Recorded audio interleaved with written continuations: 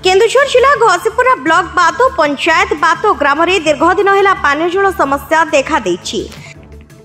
पानी टोपाई पई डहळ विकळ होउछंती ग्रामर शताधिक महिला। सरकार लोकंक पई योजना उपरे योजना करूछंती, किंतु पीबा पानी पई एकमात्र भरोसा बैतरणी नदीर चुआ पानी और ग्रामर दूषित पोखरी पानी। पानी समस्या दूर करने को सरपंच झरणा जेना ग्रामर महिला माननकु नेई दुई थर बैठक करथिले मध्य कोनोसी भी सुफल मिली पारि नाही।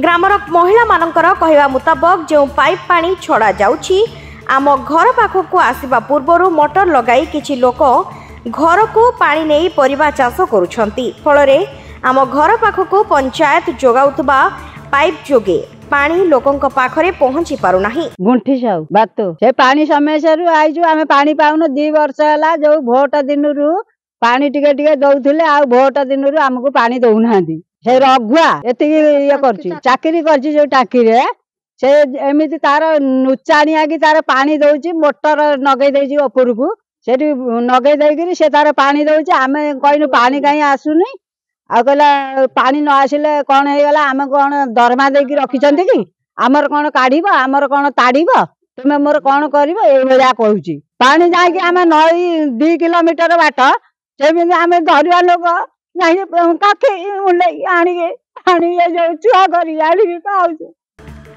समस्यार समाधान निमंते पंचायत और आरडब्ल्यूएसएस अधिकारी को अवगत करा परे मध्य कौनसी सुफल न मिलिबारु ग्रामर शताधिक महिला पानीय जल प्रकल्पर पंप हाउस रे 4 दिन हेला ताला पकाई दैछंती। एही समस्यार समाधान न हेबा जाय ग्राम रे पीबा पानी केही पाई परिबे नाही।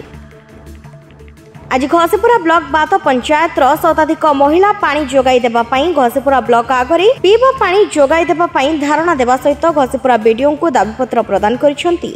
तुरंत समस्यार समाधान करी पीबा पानी जोगाई देबा पई दाबी करिसंती।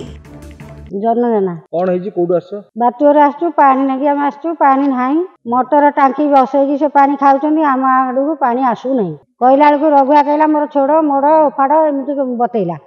ये पुलिस जाइतिले पुलिस कहला हम तम गां कथा तमे बुझिबो आमे बुझी पारिमु नो आमे आज्ञा एति चाहूछु हमर पानी सुरक्षा रे हम पानी के पाइमु। हमर पानी रो बहुत समस्या 6 मास हेला हमें पानी पाउनो पानी आसुची किंतु पानी आमे पाई पारु ना।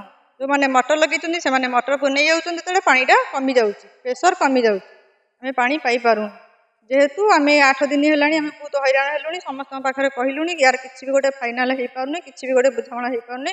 हमें एठी सेठी जाई के पानी आनी के पीउछु हमको बहुत कष्ट लागुची नई पोखरी जाई के हम पानी आनी के पीबु हम छुआ पिला माने रोग रे पडिबे आमे भी रोग रे पडिमु तेणु करी हमर जल्दी निष्पत्ति कोन नियंतु हमको जल्दी किछि पानी रो सुविधा करंतु। आमे आज रात बसुधारु आमे पानी पाउथुले एबे मेघा पानी हम पाखरे पहुंची नाही रास्ता घाट तोड़ा हेछि किंतु एपर्यंत पाइबे आसी नाही। मेघा जल्दी करंतु हमको पानी रो टिके हम पानी समस्या हमको दूर करंतु। Bureau report जेहोवा news.